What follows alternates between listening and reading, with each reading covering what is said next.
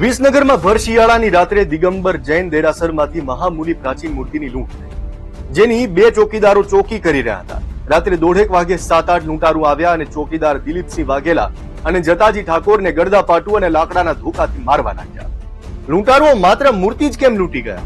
શું આમાં કોઈ એન્ટિક વસ્તુઓ લૂંટતી ગેંગનો હાથ હતો?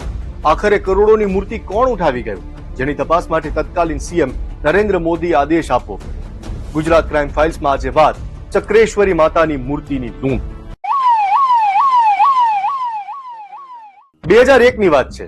મહેસાણાના ખેરાલુ રોડ પર ઉમતા ગામ પાસે ખોદકામ ચાલતું હતું. જમીનમાંથી અચાનક એક પછી એક પ્રાચીન મૂર્તિઓ નીકળવા લાગી. જોત જોતામાં 74 મૂર્તિ નીકળી, જે જૈન ધર્મની હતી. એટલે સમાજને સોંપવાનો નિર્ણય થયો. પરંતુ એમાંથી એક અનોખી મૂર્તિ હતી ચક્રેશ્વરી માતાની. અંદાજે 1500 વર્ષ જૂની આરસની મૂર્તિ 1.5 થી 2 ફૂટની હતી, જેનું 90 કિલો તો વજન હતું. આ ઐતિહાસિક મૂર્તિની કિંમત કરોડોમાં હોવાનું મનાતું, જેની ચોકી કરવા માટે 2 ચોકીદાર રોજ રાત્રે દેરાસરમાં પહેરો આપતા. જ્યાં 19 ફેબ્રુઆરી 8 લૂંટારુઓ ત્રાટક્યા અને બંને ચોકીદારોને અધમુઆ કરી મૂર્તિ લૂંટી ગયા. બીજા દિવસે આખા પંથકમાં ચકચાર મચી ગઈ. બંને ચોકીદારને હોસ્પિટલ ખસેડાયા.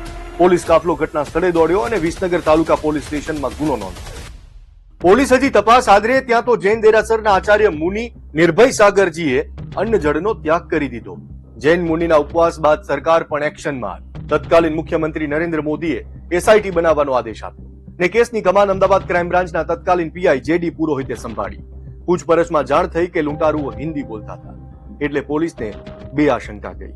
પહેલું, એન્ટિક વસ્તુઓ લૂંટતી ગેંગ હોઈ શકે. બીજું, ગુજરાત નજીક રાજસ્થાન, એમપી અને મહારાષ્ટ્રથી આવી હોઈ શકે. હવે જેડી પુરોહિતે ટેકનિકલ સેલની મદદથી દેરાસરની આસપાસ 100 કિલોમીટર અંદર આવતા ટાવરના ડેટા મેળવ્યા. બાતમીદારોને દોડાવ્યા કે 1.5 મહિનાના અંતે પોલીસને હાથ એક કડી લાગી. ન સીસીટીવી ફૂટેજ કે ન ફોટાની મદદ.